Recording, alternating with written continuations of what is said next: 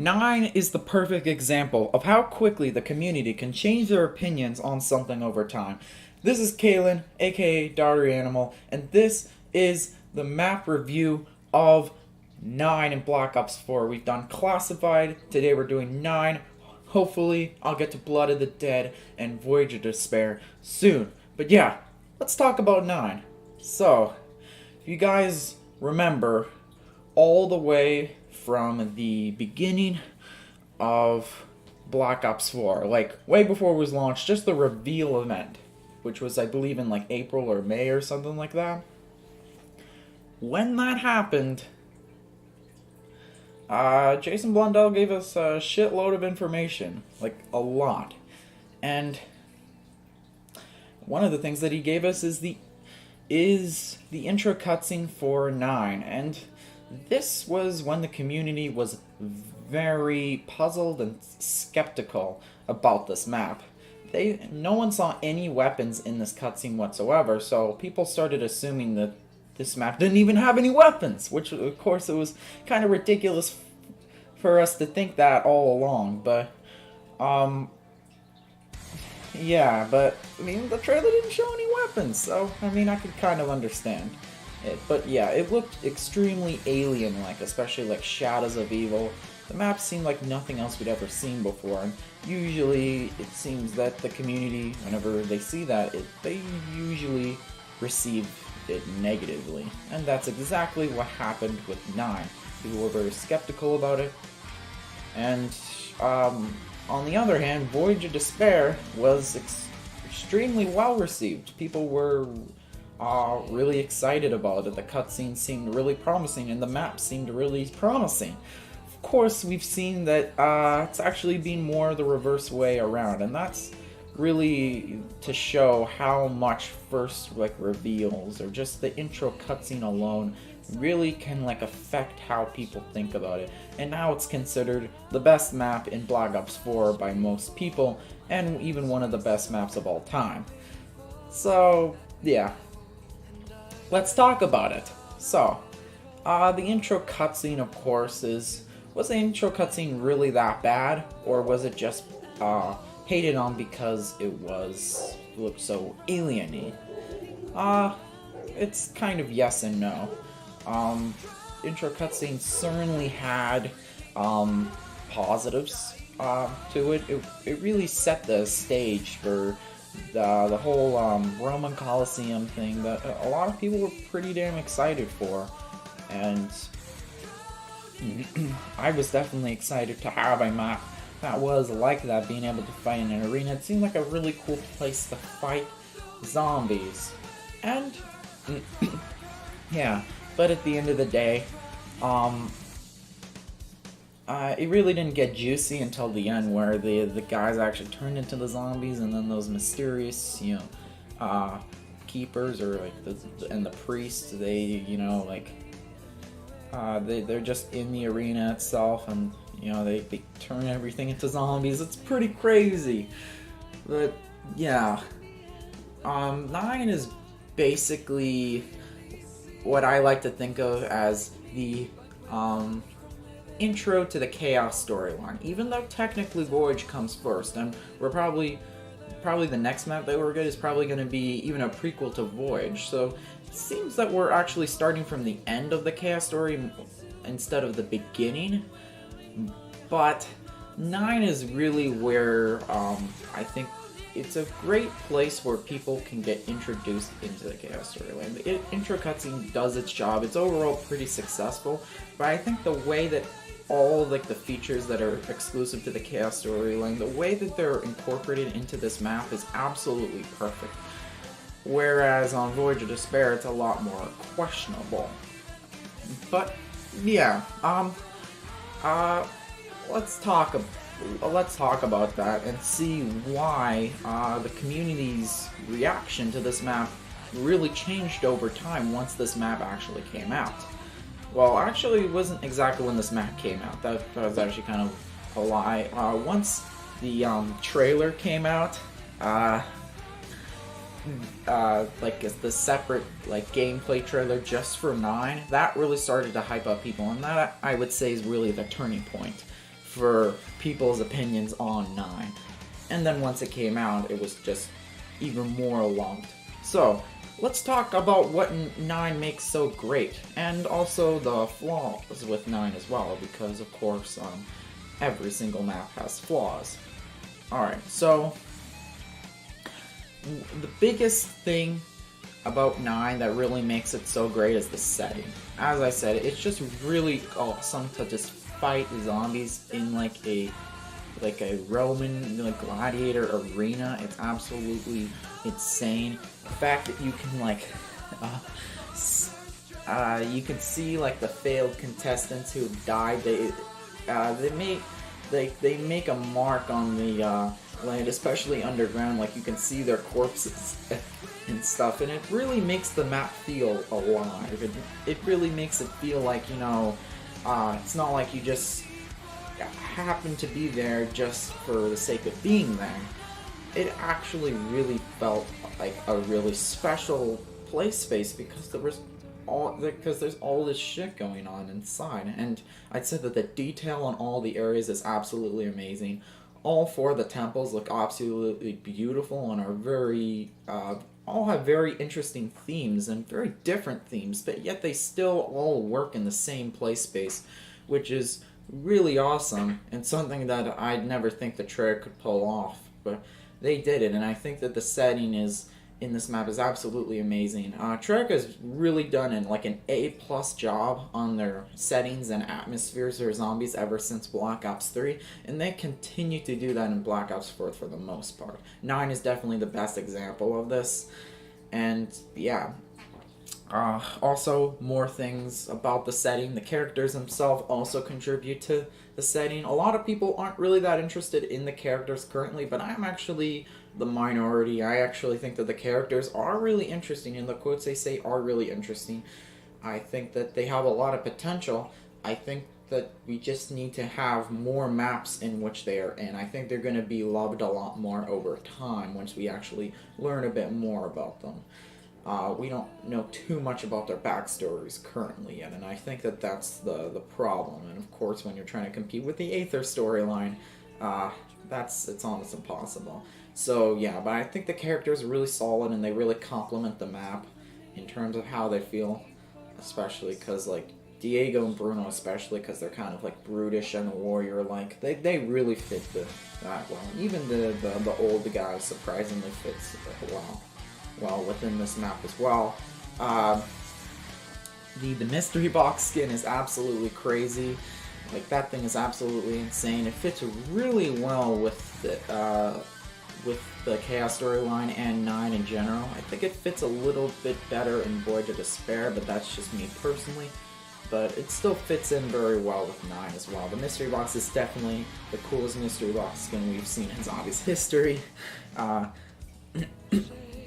And I also love the fact that you have like the little crowd affinity. The crowd affinity is great for gameplay reasons, but it also, in terms of the atmosphere, really makes you feel involved with the atmosphere. Like, really makes it so that like you have the feeling of wanting to satisfy the crowd, and that like factor really makes the setting feel like just even better, because it actually makes you feel like they're actually real and they're actually there. And yeah, it's just the crowd affinity in general is just really awesome and a really genius idea. Also, I really like that all the perks that they kind of fit the gods themselves. Like, each god has a perk, and you know, like it makes sense. Like the perks themselves, the names, it actually complements and feels integrated within the map. And I can't say that for Voyage of Despair, I'm sorry, but there's some things about the Chaos storyline that just don't really make sense in Voyage whatsoever. But I feel like in 9 everything fits like extremely well. And yeah.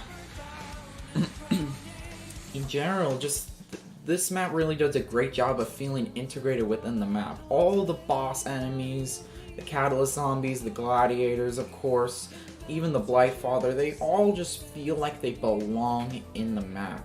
And I think that that's one of the best things about this map. It actually makes it makes sense. Like, all the play spaces, they really do make sense and actually feel when it makes sense, it actually makes you feel like you're there.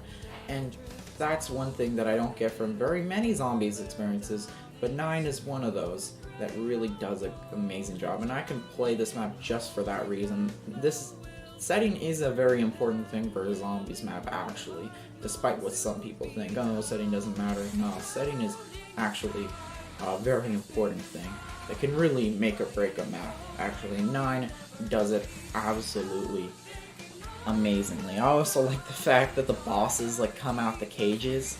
Like, sometimes when you'll see like a cage open up randomly. Of course, during the boss rounds, you're expecting those cages to open up, but sometimes when you go like downstairs and you go to those like unorthodox cages that you're not expecting, and it's like, holy shit, oh, a boss is coming.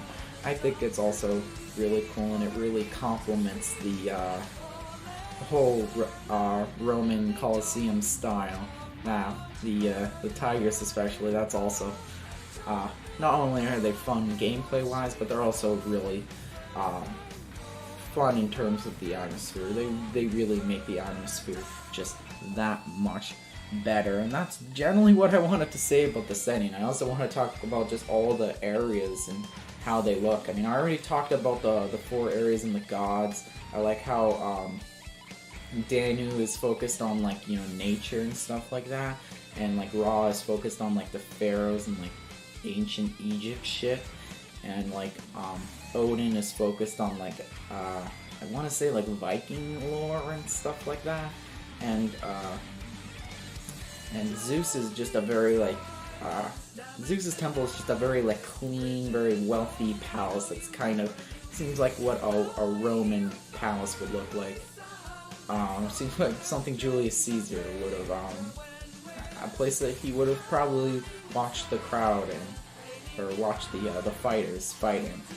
It's really awesome, and yeah, I think that's all. Oh, I keep saying I think that's all, but that's not all I want to say. The bottom area is also really cool, especially the Pack-a-Punch area, that temple area. Super cool. It really complements the setting well, and I really like the Pack-a-Punch skin as well. It's not my favorite Pack-a-Punch skin, but I am glad that they're actually doing cool new Pack-a-Punch skins. I just wish I hope that's not going to be the same one for every single Chaos storyline map, but there is a chance that that might actually be the thing. But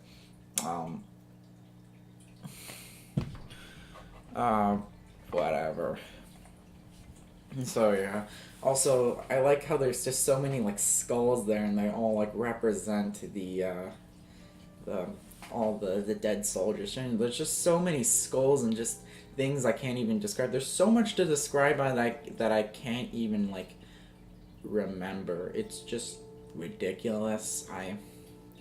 I love it. The shield also fits very well with the setting. Generally, just when you look around you, everything just feels right. Everything feels in place. And when you get that feeling, that's when you know you've made like a great map. There's nothing like questionable about it.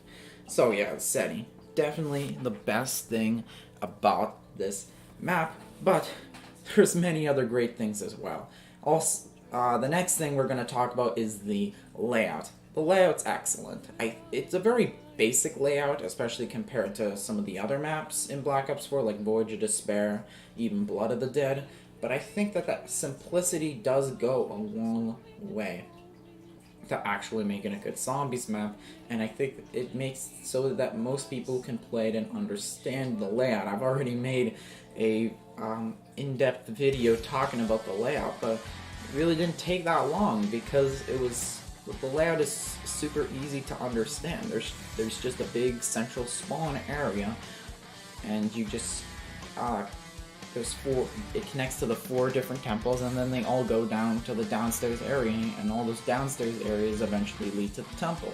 It's kind of Shadows of Evil vibe when you consider the junction when you compare the junction to all 3 of the areas, the canals, the waterfront, the footlight, and then all of them go down to the subway, and then the subway goes back up to the junction. It's that kind of idea, and it's even more simple than Shadows of Evil, because Shadows of Evil has obviously more than that, but that's kind of a baseline for Shadows of Evil, and this is literally the entire baseline for 9. That's the entire thing. That's like the entire map. And yeah, I think they really did a good job. There's plenty of training spots. You can train in the bottom area. You can train in the spawn area. The spawn area is obviously the best, but you can even train in any of the temples. Really, there's enough space there. There's plenty of areas to go around. You can even do some camping strategies with bots if you want as well. This is a pretty tough map to camp on, and I wouldn't really recommend camping, but you can certainly do it.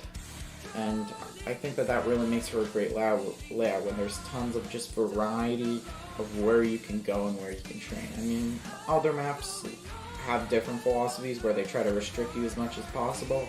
I like both types, but I think that having a super open map layout where anyone can just kind of get in and casually chill while killing zombies is generally what works for the majority of people, and that's how it works for 9. So yeah, overall really awesome. Let's talk about the challenges. The challenges are also a really great implementation in this. They are similar to the challenges that we've seen on Origins, Zetsubo no Shima, Gorod Krovi, Revelations, but they're even better.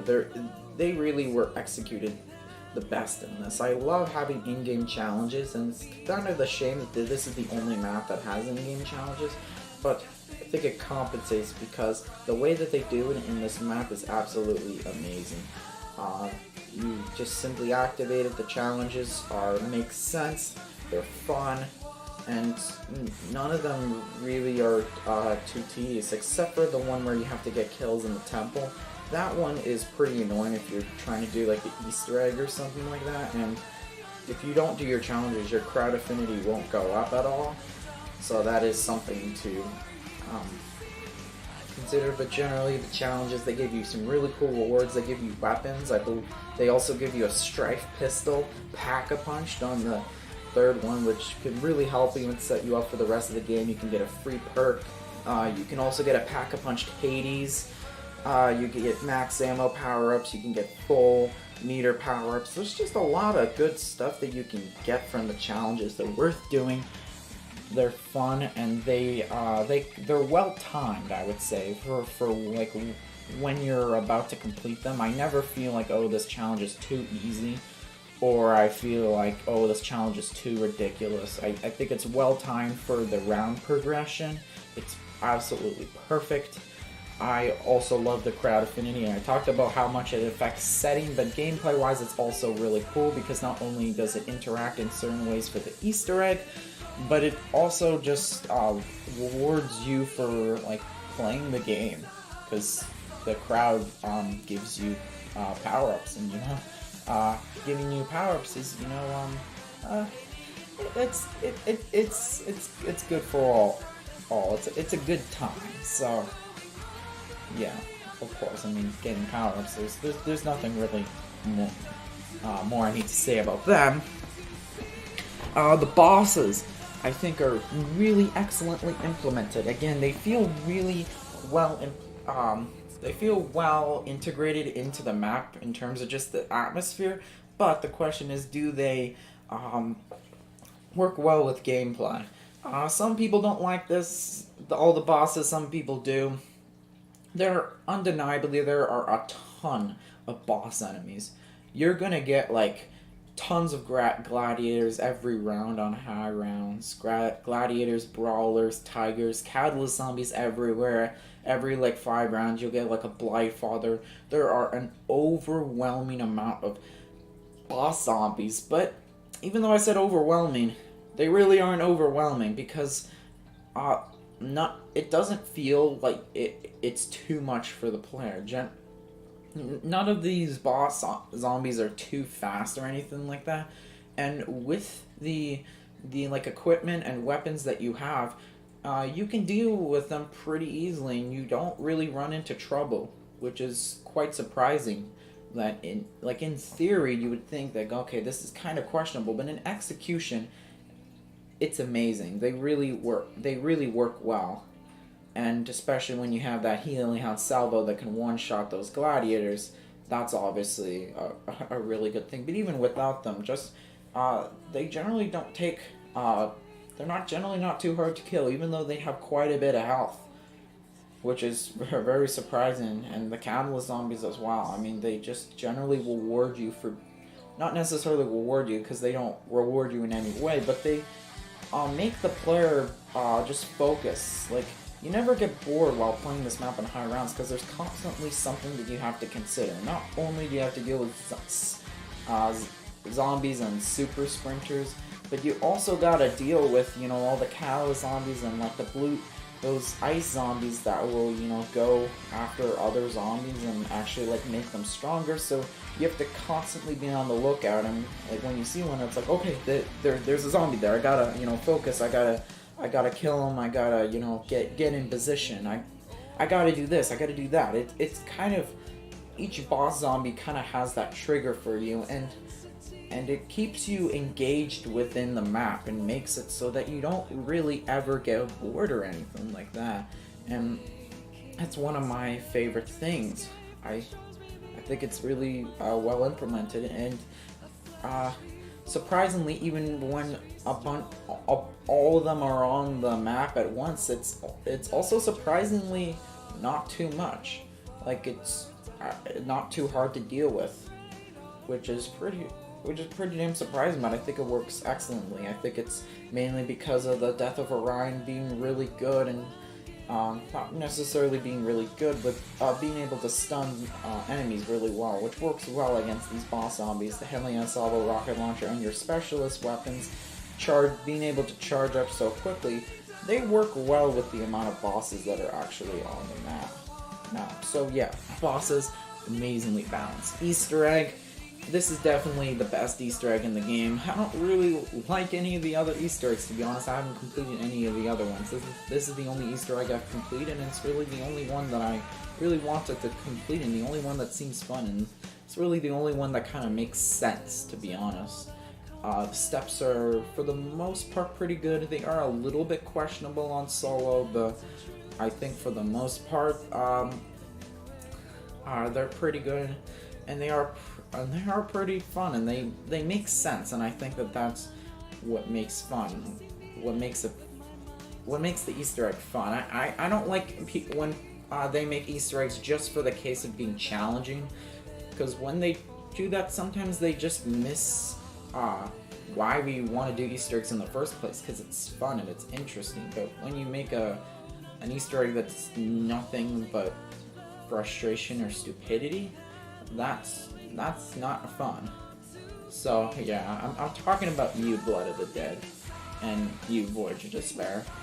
So, but yeah, 9 really good Easter egg, and the boss fight is also really amazing.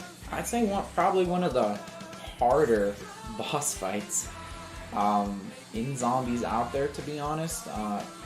It's probably comparable to the Nikolai boss fight from Gorod Krovi. Not that you actually complete that one anymore, because haha, Treyarch, being the trolls that you are, decided to never patch Gorod Krovi. Thank you for that. Really, just also that was the most embarrassing down I've ever had in my life.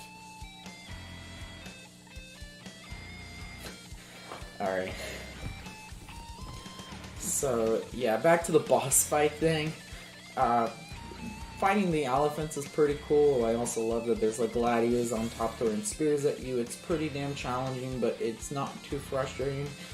I completed it on the second run on solo, so I don't think it was that bad, and I think that it was actually really fun to fight him.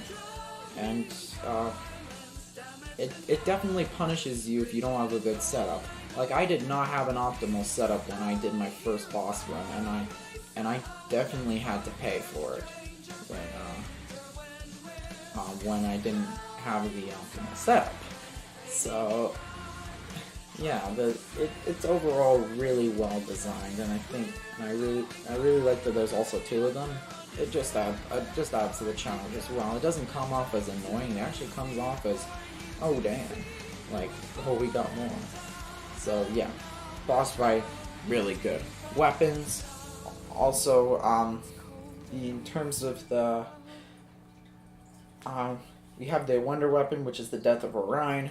The Death of Orion is, well, kind of awesome and disappointing at the same time. It's like what the Wonder Wolf always wanted to be.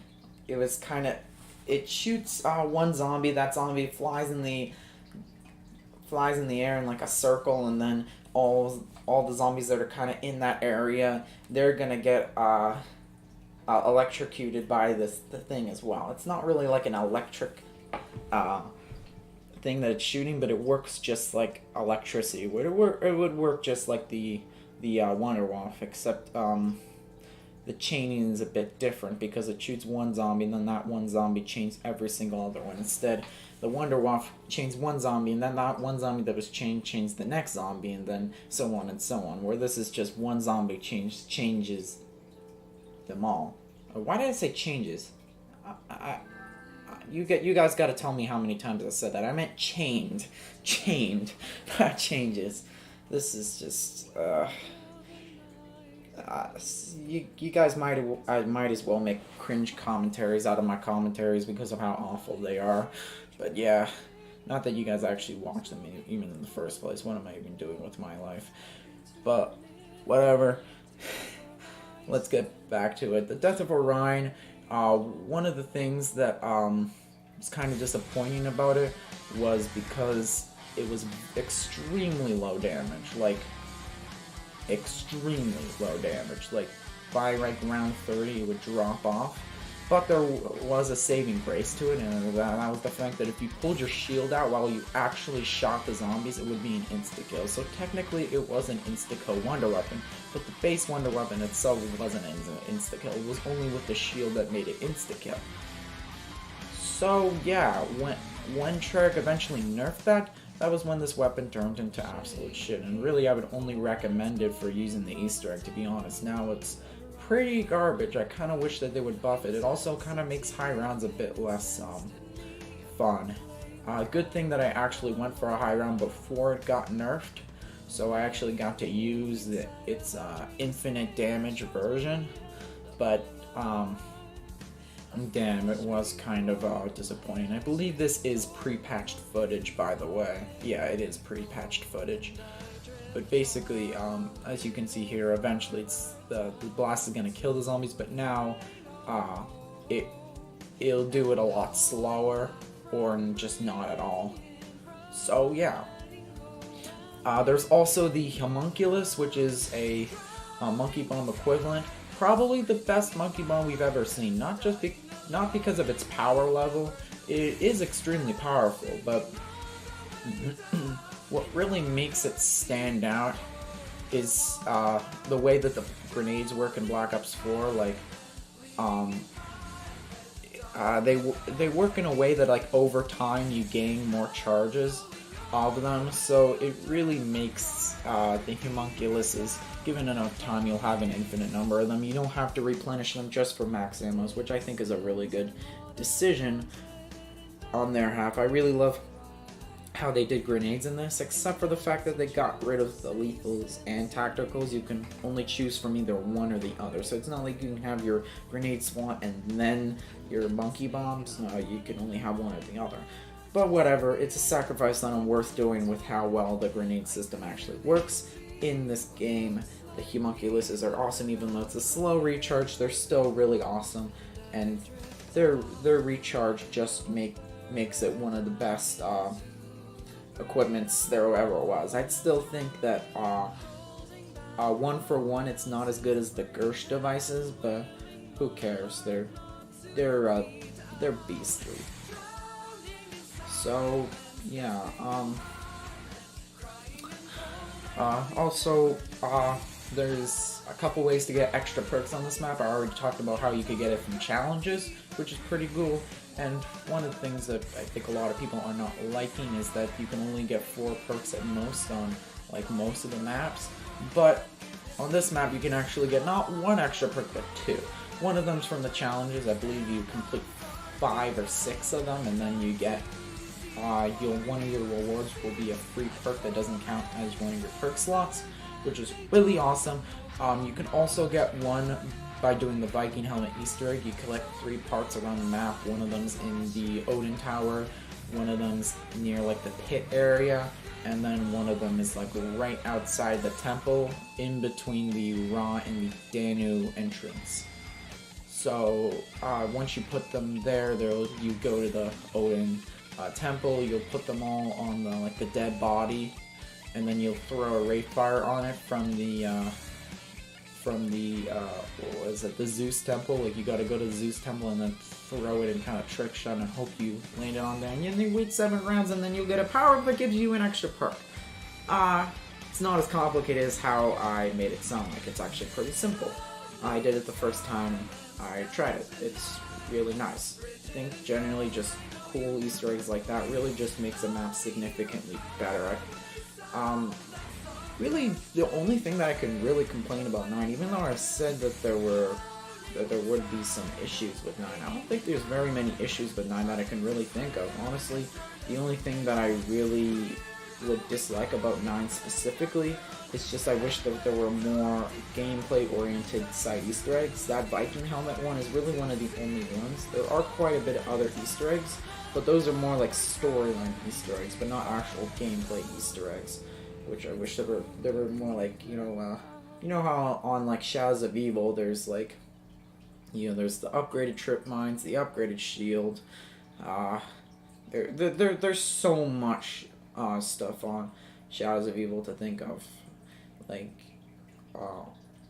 let me think. What else? Like, there's the Civil Protector. There's the Nor mode. There's the the little Arnie upgrades.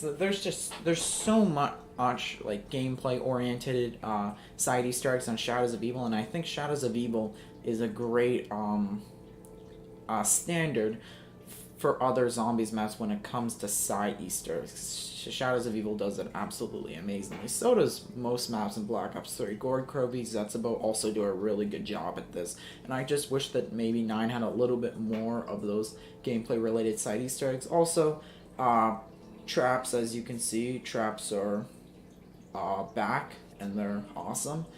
They're on most of the maps, and they actually managed to make some unique traps, so good for them.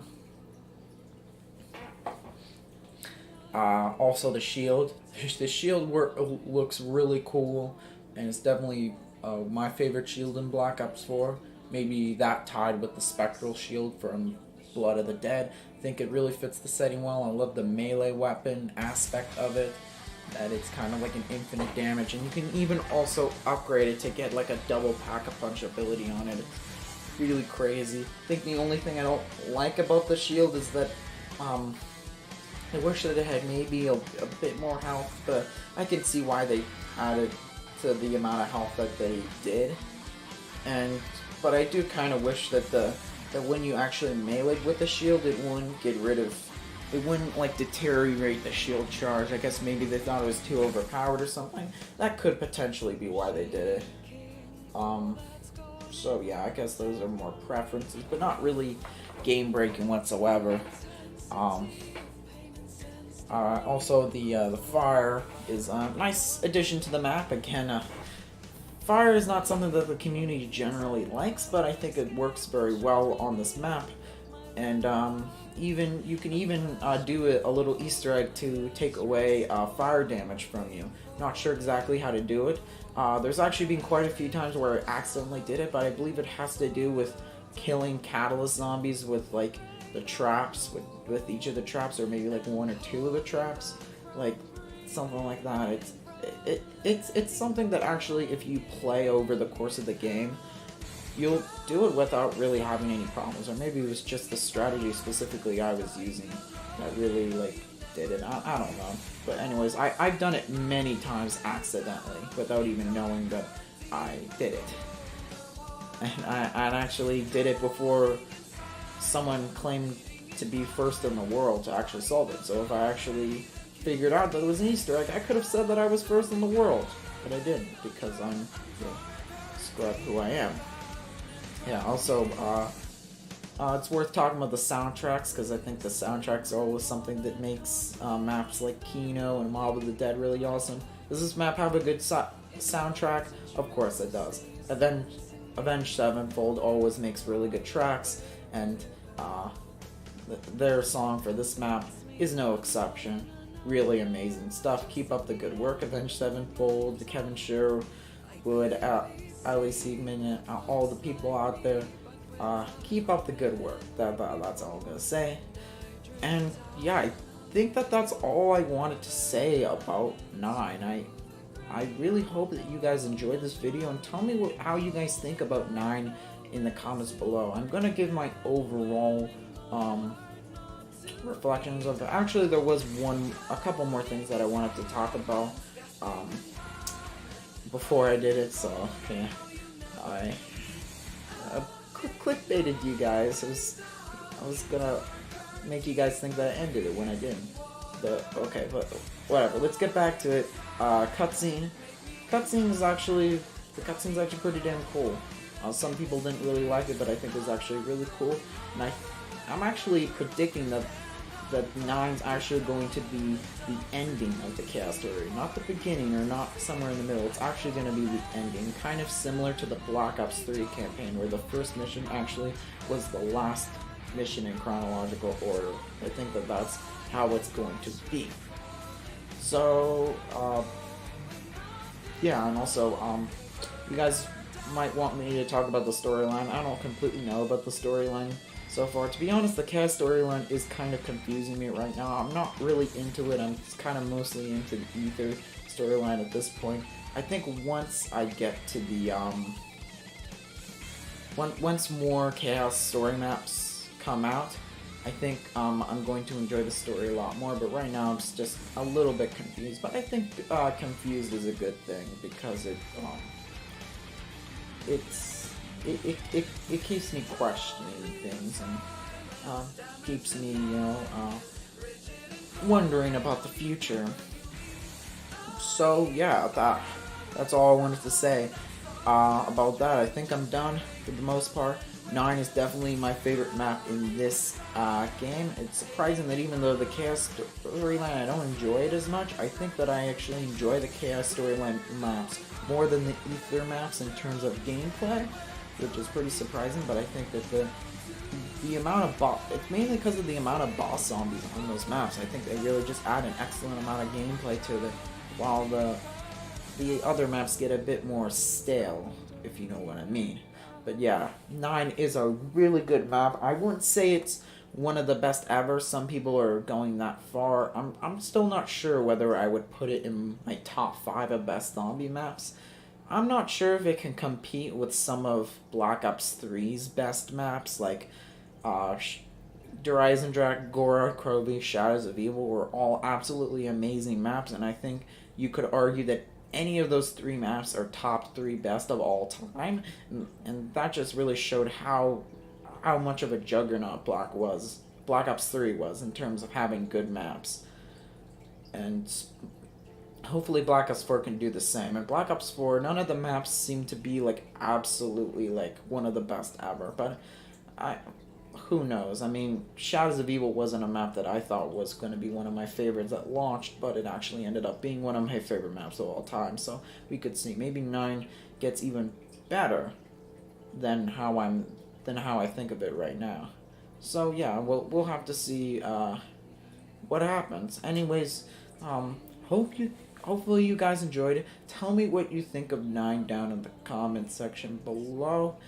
And like the video and subscribe and share it to your friends, because I really helps out the channel and really encourages me to do more videos for you guys, and I hope that that this time was worth it for you. Anyways, see you guys later and have a good day. Bye.